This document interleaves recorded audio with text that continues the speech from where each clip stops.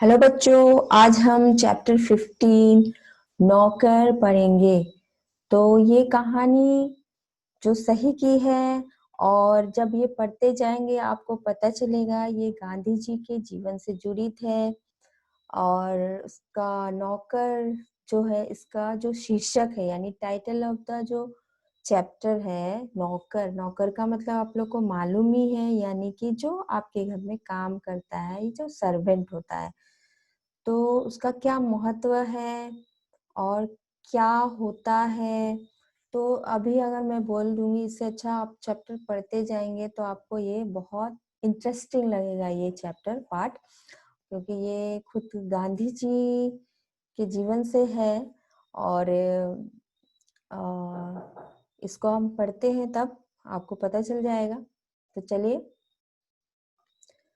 आश्रम में गांधी कई ऐसे काम भी करते थे जिन्हें आमतौर पर नौकर चाकर करते हैं। जिस जमाने में वे बैरिस्टरी से हजारों रुपए कमाते थे, उस समय भी वे प्रतिदिन सुबह अपने हाथ से चक्की पर आटा पीसा करते थे। चक्की चलाने में कस्तूरबा और उनके लड़के भी हाथ बटाते थे। इस प्रकार घर में रोटी बनाने के लिए महीन या मोटा आटा वे खुद पीस लेते थे। साबरमती आश्रम में भी गांधी ने पिसाई का काम जारी रखा। वह चक्की हो को ठीक करने में कभी-कभी घंटों मेहनत करते थे। एक बार एक कार्यकर्ता ने कहा कि आश्रम में आटा कम पड़ गया। तो ये गांधी जी के जीवन से जुड़ी है कि जो गांधी जी खुद, आप लोगों को मालूम ही उनके बारे में आपने पढ़ा होगा, महात्मा गांधी जो हमारे राष्ट्रीय पिता है। तो उनके बारे में कि जब जब वो लॉ की पढ़ाई करते थे, जो उसका काम करते थे बैरिस्ट्री का, तो उस समय भी वो ऐसा काम करते थे जो आमतौर पे नौकर चाकर लोग करते हैं। वो हजारों रुपया बैरिस्ट्री से कमाते थे, फिर भी वो प्रतिदिन सुबह अपने हाथ से चक्की में पर आटा, आपको मालूम है आजकल तो हम लोग पैकेट में मिलता है कंपनी से। बहुत लोग होते हैं अपना खेतों में जो गेहूं उगता है उसको जाके मिल में पिसा के आटा बना लेते। तो उस समय ऐसा नहीं होता, बहुत लोग घर में ही गेहूं का जो एक ऐसे चक्की होती थी उसमें पीस के उसी आटा का रोटी बना के खाते। तो गांधी जी स्वयं अपना जो खाने का जो होता था गेहूं पीस के चक्की में पीस के उनका खाते थे। और उनकी पत्नी कस्तूरबा और उनके लड़के भी उनका हाथ बटाते थे। और कभी और मोटा हो या महीन हो, जो रोटी बनती है आटा, तो वो स्वयं ही करते थे। स्वयं ही वो चक्की पीसते थे और उनकी पत्नी और उनका बेटा भी मदद करते थे। और साबरमती आश्रम में भी गांधी ने ये पिसाई का जो काम जारी रखा है। और वो जारी रखा था उन्होंने। ये वो जो चक्की, कभी कभी क्या होता था चक्की कुछ ठीक नहीं चलती थी, तो वो ठीक करने में वो घंटों समय मतलब मेहनत करते थे। तो एक बार उनके कार्यकर्ता ने, जो काम करते हैं उनके साथ जो वर्कर है, उन्होंने जब आश्रम में आटा कम पड़ गया, उन्होंने कहा आश्रम में आटा कम पड़ गया। तो आटा पिसवाने में हाथ बटाने के लिए गांधी फौरन उठकर खड़े हो गए। मतलब आटा कम पड़ गया तो वो आटा पीसने के लिए वो खुद फौरन खड़े हो गए, जब आश्रम में उनका बताया था साबरमती आश्रम में। तो गेहूं पीसने से पहले उसे बीन कर साफ करने पर वो जोर देते थे। कोपिन धारा इसी महान व्यक्ति को अनाज बीनते देखकर उनसे मिलने वाले लोग हैरत में पड़ जाते थे। कुपिनधारी तो बाहरी लोगों के सामने शारीरिक मेहनत का काम करते गांधी को शर्म नहीं लगती थी। एक बार उनके पास कॉलेज के कई छात्र मिलने आए। उनको अंग्रेजी भाषा के अपने ज्ञान का बड़ा गर्व था। गांधी से बातचीत के अंत में वे बोले, बापू, यदि मैं आपकी कोई सेवा कर सकूं तो कृपया मुझे अवश्य बताएं। उन्हें आशा थी कि बापू उन्हें कुछ लिखने पढ़ने का काम देंगे। गांधी ने उनके मन की बात टाल ली और बोले, अगर आपके पास समय हो तो इस थाली के गेहूं बीन डालिए। आगंतुक बड़ी मुश्किल में पड़ गए, लेकिन अब तो कोई चारा नहीं था। 1 घंटे तक गेहूं बीनने के बाद वो थक गए और गांधी से विदा मांगकर चल दिए। तो गांधी जी कहते थे कि गेहूं पीसने से ज्यादा वो उसको बीनने में, मतलब कि उसमें बहुत सारे पत्थर, कंकड़, मट्टी, ये सब होता है ना, गंदगी, तो उसमें ज्यादा जोर देते थे। तो जो कौपिनधारी लोग हैं इस महान व्यक्ति को देखते थे। तो ये अनाज में से ऐसे, जो हम लोग, जो आपके मम्मी लोग भी साफ किए होंगे, आप लोग देखे होंगे, जब खाना बनाते चावल, तो उसमें अगर पत्थर हो या धान हो तो निकालते। तो वैसे वो गेहूं पीसने से पहले गेहूं को पूरा साफ करते थे। तो लोग भी हैरान हो जाते थे, इतना बड़ा व्यक्ति ऐसा काम करता है, और उनको शर्म भी नहीं आती थी। तो एक बार उनको मिलने के लिए कॉलेज के छात्र आए, जिनको अपने अंग्रेजी पे, माने इंग्लिश उन लोग को बोलने में बहुत घमंड था। तो उन्होंने गांधी जी से बातचीत करते हुए बोला, बापू, आपका मैं आप अगर आपके लायक कोई सेवा है तो मुझे बताइए। तो उन्हें लगा कि गांधी जी उन्हें कुछ लिखने पढ़ने का काम देंगे, लेकिन गांधी जी ने उनसे कह दिया, ये जो सामने जो ये थाली में गेहूं है, उसको बीन डालिए, मतलब साफ करिए। तो वो जो आए उनको तो बहुत मुश्किल में पड़ गई, पर अब कोई चारा नहीं, गांधी जी ने कहा है तो वो फिर करने लगे। पर उनको घंटों मतलब घंटे तक उन्होंने वो गेहूं बीना। फिर उसके बाद वो थक गए और गांधी जी से विदा लेकर चले गए। कुछ वर्षों तक गांधी ने आश्रम के भंडार का काम अ, संभालने में संभालने में मदद दी। सवेरे की प्रार्थना के बाद वे रसोई घर में जाकर सब्जियां छीलते। रसोई घर या भंडारे में अगर वे कहीं गंदगी या मकड़ी का जाला देख पाते तो अपने साथियों को आड़े हाथ लेते। उन्हें सब्जी, फल और अनाज के पौष्टिक गुणों का ज्ञान था। तो गांधी जी जब साबरमती आश्रम में थे, हमेशा जो काम उम से निपटाने के बाद भी वो जो भंडार का काम, मतलब जो खाने पीने का, उसमें भी वो हेल्प करते थे। और जब सुबह को जो हम प्रार्थना होती थी, उसके बाद वो रसोई घर में जाकर सब्जी छीलते थे, जो खाना बनता था सब्जी छीलते थे।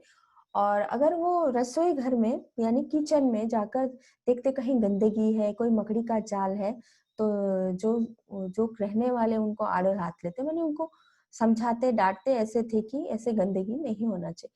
तो उन्हें सब्जी, फल और अनाज के पौष्टिक गुणों का ज्ञान था। जो भी सब्जी, फल और अनाज का किस तरह से वो हमारे शरीर को प्रोटीन देते हैं, उसका उनको बहुत अच्छा ज्ञान था। एक बार एक आश्रमवासी ने बिना धोए आलू काट दिए। तो गांधी ने उन्हें समझाया कि आलू और नींबू को बिना धोए नहीं काटना चाहिए। एक बार एक आश्रमवासी को कुछ ऐसे केले दिए गए जिनके छिलकों पर काले चकत्ते पड़ गए थे। उसने बहुत बुरा माना। तब गांधी ने उसे समझाया कि वे जल्दी पच जाते हैं और तुम्हें खास तौर पर इसलिए दिए गए हैं कि तुम्हारा हाजमा कमजोर है। तो वो कहते थे कि जो आलू है, एक बार उनके आश्रम के जो आसवासी ने तो बिना धोए आलू काट रहे थे, तो उन्होंने उनको कहा कि बिना धोए आलू और नींबू नहीं काटना चाहिए। तो एक बार उनके जो आश्रम वासी को उन्होंने, जो ज्यादा केला जब ज्यादा पक जाता है तो उसमें ब्लैकिश टाइप हो जाता है ना, ज्यादातर लोग होते हैं सोचते सड़ गया या ज्यादा पक गया है, फेंक भी देते, कोई खाता नहीं। तो उनको दिया तो उनको मतलब कि उनको बुरा लगा कि मुझे इस तरह से मतलब खराब केले दिए, ऐसा मैंने उनके मन में आया। तो गांधी जी ने उनको समझाया कि ये तुमको इसलिए दिए कि जल्दी ये डाइजेस्ट हो जाए, क्योंकि ये ज्यादा पका केला जल्दी डाइजेस्ट हो जाता और तुम्हारा हाजमा, यानी तुमको हाजमा का प्रॉब्लम है, इसीलिए ये दिया है। गांधी आश्रम वासी को अक्सर स्वयं ही भोजन परोसते थे। ज्यादातर वो खाना भी आश्रम वासी को खुद देते थे। इस कारण वे बेचारे बेस्वाद उबली हुई चीजों के विरुद्ध कुछ कह भी नहीं पाते थे। दक्षिण अफ्रीका की एक जेल में वे सैकड़ों कैदियों को दिन में 2 बार भोजन परोसने का कार्य कर भी चुके हैं। मतलब कि आश्रम में वो खुद भी खाना दूसरों को परोसते थे। तो ज्यादातर बॉयल खाना भी होता जो सेहत के लिए अच्छा, तो लोग कुछ बोल भी नहीं सकते थे, गांधी जी देते थे। यहाँ तक कि उन्होंने जो साउथ में वो जब जेल में थे तो सैकड़ों कितना कैदियों को उन्होंने खुद हाथ से परोस के खाना मतलब बन दिया है। तो ऐसा काम भी वह कर चुके हैं। आश्रम का एक नियम ये था कि सब लोग अपने बर्तन खुद साफ करें। रसोई के बर्तन बारी-बारी से कुछ लोग दल बांधकर धोते थे। एक दिन गांधी ने बड़े-बड़े पतीलों को खुद साफ करने का काम अपने ऊपर लिया। इन पतीलों की पेंदी में खूब कालिक लगी थी। राख भरे हाथों से वो एक पतीले को खूब जोर-जोर से रगड़ने में लगे हुए थे। तभी कस्तूरबा वहां आ गई। उन्होंने पतीलों को पकड़ लिया और बोली, ये काम आपका नहीं है और इसे करने को और बहुत से लोग हैं। गांधी को लगा कि उनकी बात मान लेने में ही बुद्धिमानी है और वे चुपचाप कस्तूरबा को उन बर्तनों की सफाई सौंपकर चले गए। तो गांधी के आश्रम में क्या नियम था, जो लोग खाना खाते थे वो अपना अपना प्लेट जो खाते हैं वो जूठा अपना प्लेट साफ करते थे और जो बड़ा बड़ा जो बर्तन में खाना बढ़ता था वो लोग ग्रुप में मिलकर वो धोते थे और बारी बारी सबकी आती थी। तो एक दिन स्वयं गांधी जी ने भी उन बड़े बड़े बर्तन को, यहाँ जैसे आपका ये पिक्चर में देख रहे खाना भी बनाते थे और बर्तन भी धोते थे, तो देख रहे हैं तो वो पतीलों को वो धोते थे, वहां काली काली मतलब परत हो जाती है ना, उसको पूरा जोर जोर से रगड़ने लगे। तभी उनकी पत्नी कस्तूरबा आ गई और उनका हाथ पकड़ के बोलने लगी, ये आपका काम नहीं और भी तो लोग हैं। फिर उन्होंने सोचा कुछ बोलना यहाँ बुद्धिमानी नहीं होंगे, तो वो चुपचाप चले गए और कस्तूरबा को दे दिए बर्तन साफ करने की। तो बर्तन एकदम चमकते ना हो तब तक गांधी को संतोष नहीं होता था। एक बार जेल में उनको जो मददगार दिया गया उसके काम से असंतुष्ट होकर उन्होंने बताया था कि वे खुद कैसे लोहे के बर्तनों को भी मांज कर चांदी सा चमका सकते थे। मतलब गांधी जी को एकदम चमकदार बर्तन चाहिए था, साफ, एकदम गंदा पसंद नहीं था और जब तक साफ ना हो, चमकदार ना हो, उनको संतोष नहीं होता था। तो उनको एक बार जेल में मदद करने के लिए दिया गया पर उनको वो संतुष्टि नहीं मिला और वो खुद मतलब लोहे के बर्तनों को भी मांज कर चांदी जैसा चमका देंगे। मतलब इतना वो रखते थे, हर तरह का वो ध्यान रखते थे। जब आश्रम का निर्माण हो रहा था उस समय वहां आने वाले कुछ मेहमानों को तंबुओं में सोना पड़ता था। एक नवागत को पता नहीं था कि अपना बिस्तर कहाँ रखना चाहिए, इसीलिए उसने बिस्तर को लपेट कर रख दिया और ये पता लगाने गया कि उसे कहाँ रखना है।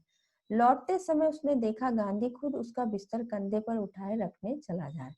मतलब कि आश्रम जब नया बन रहा था तो उस समय वहां आने वाले कुछ मेहमान को तंबुओं में सोना पड़ता था। तो जो नया एक आया था उसे नहीं मालूम था बिस्तर को उठाकर कहाँ रखना है, तो वो पता करने के लिए गया बिस्तर को लपेट के। लेकिन जब वो वापस आया तो देख रहा गांधी जी उसका बिस्तर उठाए कंधे में लिए जा रहे हैं। तो आश्रम के लिए बाहर बने कुएं से पानी खींचने का काम भी वे रोज करते थे। एक दिन गांधी कुछ अस्वस्थ थे और चक्की पर आटा पीसने के काम में हिस्सा बटा चुके थे। उनके एक साथी ने उन्हें थकावट से बचने के लिए एक अन्य आश्रम वासियों की सहायता से सभी बड़े छोटे बर्तनों में पानी भर डाला। गांधी को यह बात पसंद नहीं आई, मन में कुछ ठेस भी लगी। उन्होंने बच्चों के नहाने का एक टब उठा लिया और कुएं में उसमें पानी भरकर टब को सिर पर उठाकर आश्रम में ले आए। बेचारे कार्यकर्ता को बहुत पछतावा हुआ। मतलब कि गांधी जी जो है आश्रम के लिए पानी भी वो खुद कुएं से भरते थे। मतलब इतना मेहनत वो करते थे। इतना महान पुरुष होकर भी, इतना कुछ होकर भी वो अपना काम स्वयं तो करते थे, आश्रम वासी के लिए भी करते। तो एक बार उनका तबीयत खराब हुआ तो उनमें से जो आश्रमवासी सोचे कि चलो उनकी सहायता कर दे और जो छोटे बड़े बर्तन हैं उसमें लेकर पानी मतलब भरते थे। तो उन्होंने मिलके पानी भर डाला। तो ये गांधी जी को पसंद नहीं आया, मतलब उनका काम था, उन लोग क्यों भर आए, तो उनको बहुत बुरा लगा। तो उन्होंने क्या किया, बच्चों के जो नहाने का एक टब उठा लिया और कुएं से उसमें पानी भरकर टब को सर में उठाकर वो आश्रम में ले आए। तो बेचारे जो कार्यकर्ता को पछतावा कि क्यों किया। माने कि गांधी जी को बुरा लगा, भले तबीयत खराब होने से भी वो काम करते थे। तो शरीर से जब तक बिल्कुल लाचारी ना हो तब तक गांधी को ये बात बिल्कुल पसंद नहीं थी कि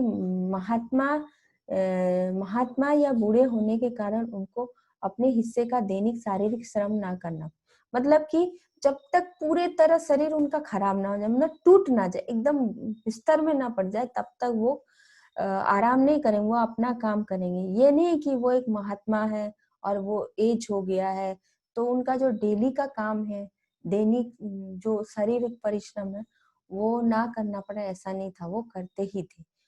उनमें हर प्रकार का काम करने की अद्भुत क्षमता और शक्ति थी।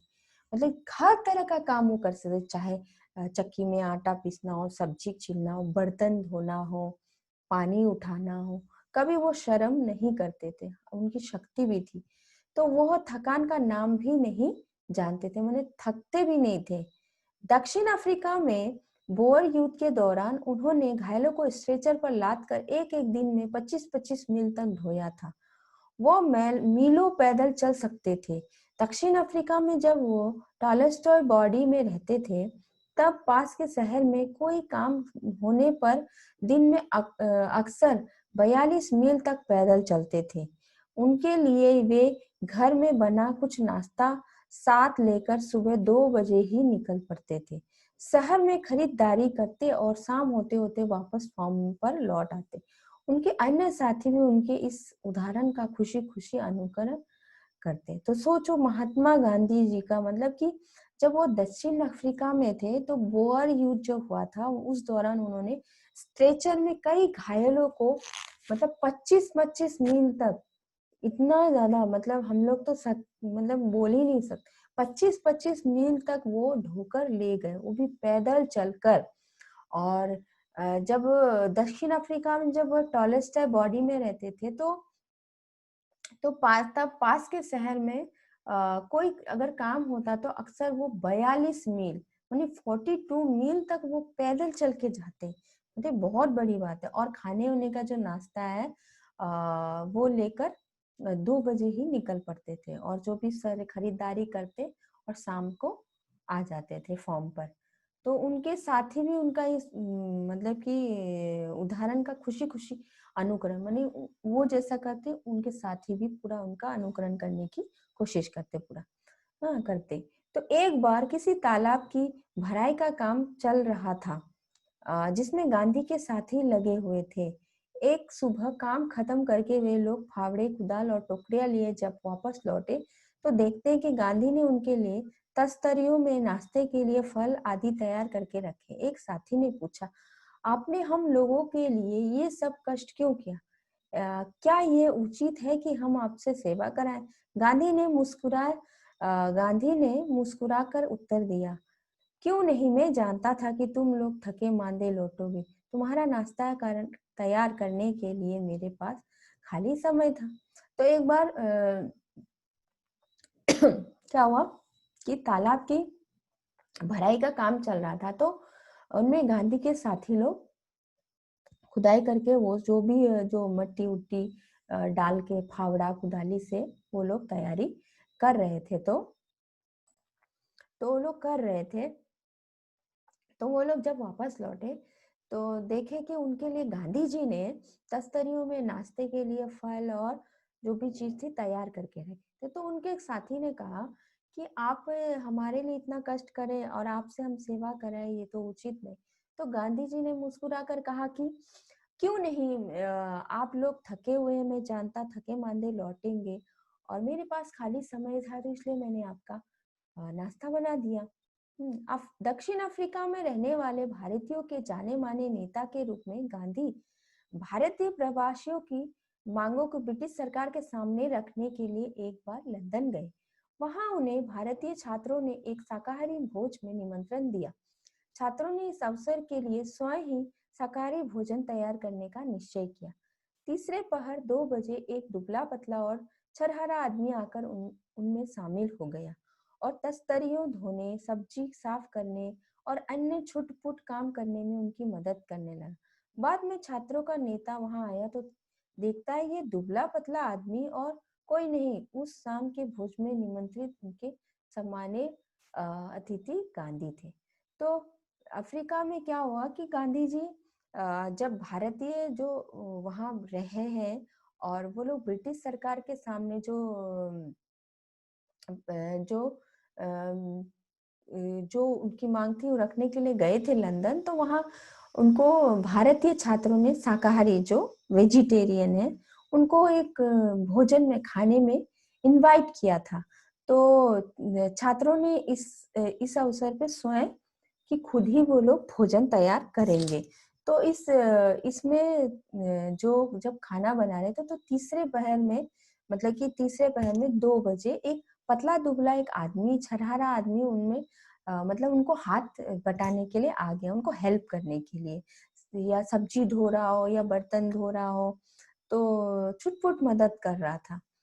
तो बाद में उनके जो छात्रों के नेता ने ध्यान से देखा, ये जो दुबला-पतला आदमी कोई और नहीं, ये तो जिनको उन्होंने इनवाइट किया था गांधी जी स्वयं थे। तो वो वहाँ भी उनका मदद किया, हर जगह वो मदद के लिए तैयार रहते थे।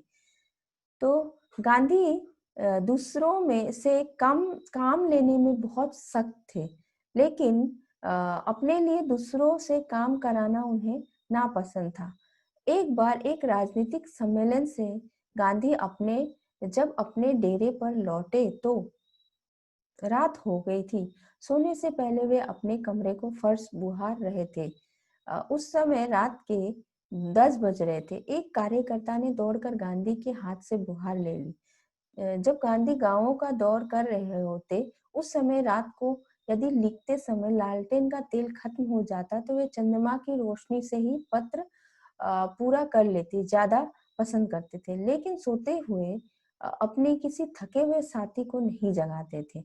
मतलब कि गांधी जी ऐसे तो काम लेने में सख्त थे और अपना काम भी वो नियम से लेकिन वो दूसरों को से काम कराना भी वो पसंद नहीं करते थे और अपने काम के लिए दूसरों को भी मतलब कि तकलीफ देना भी पसंद नहीं करते थे। तो एक बार क्या हुआ था कि वो मतलब कि शाम को, मतलब कि आए थे थके मांदे, तो सोने से पहले वो हमेशा अपने रूम की झाड़ू मारते थे। तो उस समय 10 बज रहे थे, तो वो ऐसे झाड़ू मार रहे थे, तो एक कार्यकर्ता ने आके उनके हाथ से वो जो झाड़ू है छीन ली। तो उस समय वो गांधी दौड़ करके आए थे, तो उनको अ, वो जो वो रात को अगर जैसे समय मिलता तो वो लिखते, और अगर लालटेन का तेल खत्म हो जाता तो वो चांदनी रात में वो चंद्रमा की रोशनी में पत्र लिखना पसंद करते। पर किसी भी थके हुए अपने साथी को वो नहीं जगाते थे, माने कष्ट नहीं देते थे। नोआखाली पद यात्रा के समय गांधी ने अपने शिविर में केवल 2 आदमी को ही रहने की अनुमति दी। इन दोनों को ये नहीं मालूम था कि खाकरा कैसे बनाया जाता है। उस पर गांधी स्वयं रसोई में जा बैठे और निपुण रसोई की तरह उन्होंने खाकरा बनाने की विधि बताई। उस समय गांधी की अवस्था 78 वर्ष की थी। सोचो। तो जब नोआखाली पद यात्रा पर वो जा रहे थे, तो उस समय अपने शिविर में सिर्फ 2 आदमी को उन्होंने रहने दिया था। तो उनको ये नहीं मालूम थी खाकरा, जो गुजराती को मेन होता है, जो खाकरा उनको नहीं मालूम था, लेकिन वो किचन में जाके उनको खाकरा कैसे बनाना है वो उन्होंने उनको बताया था। तो गांधी को बच्चों से बहुत प्रेम था। अपने बच्चों के जन्म के 2 माह बाद उन्होंने कभी किसी दाई को बच्चे की देखभाल के लिए नहीं रखा। वे मानते थे कि बच्चों के विकास के लिए माँ-बाप का प्यार, उनकी देखभाल अनिवार्य। तो गांधी जी को बच्चों से बहुत प्यार था। उनके जब बच्चे हुए, उन्होंने कोई काम मतलब दाई नहीं रखा बच्चों को देखभाल के लिए। वो खुद ही देखभाल करते थे और उनका मानना था कि बच्चों का अ, जो बड़े होते तो माँ-बाप ही उनका प्यार से, दुलार से उनको बड़े करें, और वो ज़रूरी है। तो वे माँ की तरह बच्चों की देखभाल कर सकते थे, खिला-पिला और बहला सकते थे। एक बार दक्षिण अफ्रीका में जेल से छूटने के बाद घर लौटने पर उन्होंने देखा उनके मित्र की पत्नी श्रीमती पोलक बहुत ही दुबली और कमजोर हो गई। उनका बच्चा उनका दूध पीना छोड़ता नहीं था और उनका दूध छुड़ाने की कोशिश कर रही थी। बच्चा उन्हें चैन नहीं लेने देता और रो-रो कर उन्हें जगाए रखता था। गांधी जिस दिन लौटे उसी रात से उन्होंने बच्चे की देखभाल का काम अपने हाथों ले लिया। सारे दिन बड़ी मेहनत करके सभाओं में भाषण देने के बाद 4 मील पैदल चलकर गांधी कभी-कभी रात को 1 बजे घर पहुंचते और बच्चे को श्रीमती पोलक के बिस्तर पर से उठाकर अपने बिस्तर पर लेटा लेते। वो चारपाई के पास एक बर्तन में पानी भरकर रख लेते ताकि यदि बच्चे को प्यास लगे तो उसे पिला ले। लेकिन उसकी ज़रूरत ही नहीं पड़ती, बच्चा कभी नहीं रोता और उनकी चारपाई पर रात में आराम से सोता रहता। एक पखवाड़े तक माँ से अलग सुलाने के बाद बच्चे को माँ का दूध छोड़ तो गांधी जी इतना ये थे कि दूसरों को तकलीफ को भी वो समझते थे। उनको बच्चों से प्यार था, अपने बच्चों को भी बहुत प्यार से उन्होंने बड़ा किया और तो उन्होंने देखा उनकी जो मित्र की पत्नी श्रीमती पोलक बहुत दुबली-पतली कमज़ोर है, कारण कि उनका बच्चा उनको छोड़ ही नहीं रहा था, दूध पीता था। तो उनके शरीर में अब कुछ नहीं रहा, पतली हो गई। तो कितना भी कोशिश करो बच्चा अलग नहीं होता था। तो गांधी जी इतना सभाएँ करके भाषण देकर मील 4 मील चलकर वो आकर भी उन्होंने उनका बच्चा को लिया और घर पहुँचकर लिया और उनको लेने का मतलब ज़िम्मा उठाया कि उनको देखभाल वो करेंगे और अपने साथ सुलाते थे और रात को पानी भी रख लेते थे कि जाके बच्चे को प्यास लगे तो वो पानी पी लेकिन इसकी ज़रूरत नहीं पड़ी, बच्चा आराम से मतलब कि सो गया और धीरे-धीरे इस तरह से माँ से बच्चे को अलग वो किया, तो धीरे-धीरे बच्चे के दूध पीने का आदत छूट गया और इस तरह से उनकी श्रीमती पोलक को बहुत आराम हुआ।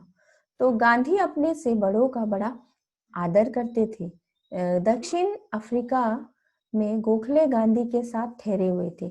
उस समय गांधी ने उनके दुपट्टे पर इस्त्री की वह उनका बिस्तर ठीक करते थे, उनको भोजन परोसते थे और उनके पैर दबाने को भी तैयार रहते। तो गांधी जी अपने बड़ों का भी बड़ा आदर करते थे और दक्षिण अफ्रीका में जब गोखले गांधी के साथ ठहरे थे तो गांधी ने उनके दुपट्टे को इस्त्री यानी प्रेस भी किया और उनको उनके लिए बिस्तर भी लगाया, खाना भी परोसते थे, यहाँ तक कि उनको पैर दबाने के लिए भी तैयार रहते थे। गोखले बहुत मना करते थे लेकिन गांधी नहीं मानते थे। महात्मा कहलाने से बहुत पहले एक बार दक्षिण अफ्रीका से भारत आने पर गांधी कांग्रेस के अधिवेशन में गए। वहां उन्होंने गंदे पखाने साफ किए और बाद में उन्होंने एक बड़े कांग्रेसी नेता से पूछा, मैं आपकी क्या सेवा कर सकता हूँ? नेता ने कहा, मेरे पास बहुत से पत्र इकट्ठे हो गए, इनका जवाब देना। मेरे पास कोई कारकुन नहीं है, इसके ये काम दो।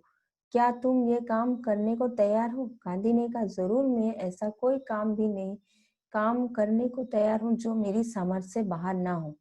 ये काम उन्होंने थोड़े ही समय में समाप्त कर डाला और इसके बाद उन्होंने उन नेता की कमीज के बटन आदि लगाने और उनके अन्य सेवा का काम खुशी से किया।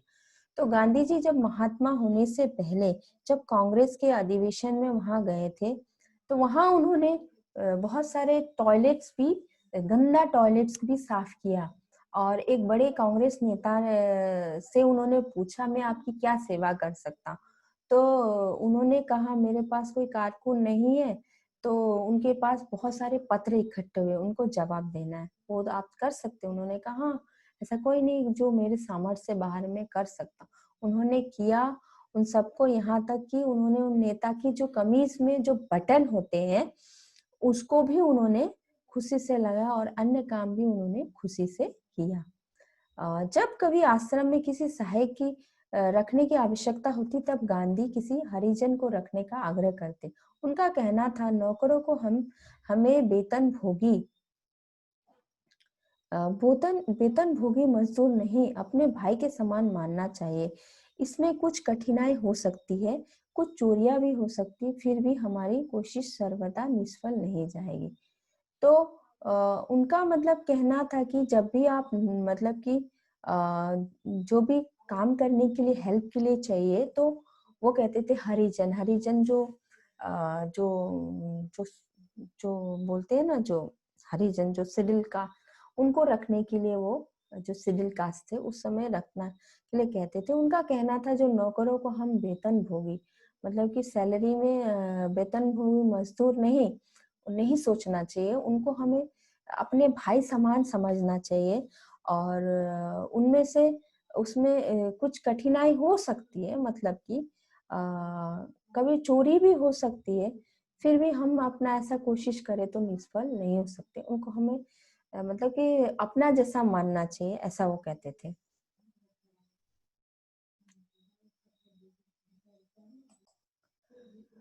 तो उन्हें ये मालूम ही ना था कि किसी को नौकर की भांति कैसे रखें। एक बार भारत की जेल में उनके कई साथी कैदियों को उन्होंने सेवा टहल का काम सौंपा गया। एक आदमी उनके फल धोता, काटता, दूसरा बकरियों को दुहाता, तीसरा उनके निजी नौकर की तरह काम करता और चौथा उनके पखाने की सफाई करता। एक ब्राह्मण कैदी उनके बर्तन धोता और दो गोरे यूरोपियन प्रतिदिन उनकी चारपाई बाहर निकालते थे। तो उन्हें ये मालूम ही नहीं था कि किसी को नौकर की भांति कैसे रखें। गांधी जी ऐसा कभी ट्रीट ही नहीं करते थे नौकर की तरह। तो एक बार जब भारत की जेल में उनके कई साथी लोग कैद थे, तो उनकी सेवा टहल काम कैदियों को उनकी सेवा टहल का काम सौंपा गया। तो एक आदमी जो था उनका बर्तन धोता और दूसरा उनके बकरियाँ दुहाता, तीसरा उनका निजी नौकर की तरह काम करता था और जो फोर्थ था वो उनके टॉयलेट का सफाई करता था और एक जो ब्राह्मण कैदी था उनके बर्तन धोता था और जो दो यूरोपियन प्रतिदिन उनकी चारपाई बाहर निकालते थे जो यूरोपियन थे। तो गांधी ने देखा कि इंग्लैंड में ऊंचे घरानों में घरेलू नौकरों को परिवार का आदमी ने माना जाता था। एक बार एक अंग्रेज के घर से विदा लेते समय उन्हें ये देखकर खुशी हुई कि घरेलू नौकरों का उनसे परिचय नौकरों की तरह नहीं बल्कि परिवार के सदस्य के समान कराया गया। तो उनको ये खुशी होती थी कि ब्रिटेन में इंग्लैंड में जो बड़ा-बड़ा घर होता है, जो बड़े नौकर्स होते हैं उनको वो नौकर नहीं परिवार का मतलब फैमिली मेंबर की तरह ट्रीट किया जाता है। तो ये देखकर गांधी जी को बहुत खुशी होती थी। तो उन्होंने देखा ये चीज़ तो उनको बहुत अच्छा लगा। एक बार एक भारतीय सज्जन के यहाँ काफ़ी दिन तक ठहरने के बाद गांधी जब चलने लगे तब उस घर के नौकरों से उन्होंने विदा ली और कहा, मैं कभी किसी को अपना नौकर नहीं समझता, उसे भाई या बहन ही माना है और आप लोगों को भी मैं अपना भाई समझता हूँ। आपने मेरी जो सेवा की उसका प्रतिदिन देने के सामर्थ्य मुझ में नहीं है, लेकिन ईश्वर आपको इसका पूरा फल देंगे। तो एक बार वो मतलब एक इंडियन फैमिली के वहाँ बहुत दिन रुके, तो जब वहां से चले तो उनके नौकरों को उन्होंने उनसे विदा ली और कहा कि मैं आप लोग को नौकर नहीं समझता हूँ, मैं अपना भाई या बहन ही से मानता हूँ और आप लोगों ने जो मेरी सेवा की उसका तो मैं प्रतिदान आपको नहीं दे सकता, इसमें ये इसका मुझ में सामर्थ्य नहीं है, पर आपको इसको ईश्वर इसका फल जरूर देंगे। तो वो कभी किसी को नौकर नहीं मानते थे, ना ही नौकर जैसा ट्रीट करते। तो इस चैप्टर का जो नाम नौकर है, इससे बहुत कुछ आपको समझेंगे। तो आप भी अपने जीवन में किसी को मतलब कि जो नौकर भी वो भी काम करता है, वो भी अपना जीवन चलाता है। इसका मतलब हम उसको नौकर नहीं समझे। वो अ, वो भी अपना काम कर रहा है, आप भी अपना काम है, वो भी आपके भाई जैसा है। तो ये देख के यकीन है कि आप अपना कार्य अच्छे से करेंगे और नौकर को कभी नौकर जैसा ट्रीट नहीं करेंगे। सभी इंसान समान होते हैं। ये सीख उन्होंने हमेशा दी है और आप भी इसको अपने जीवन में उतारेंगे।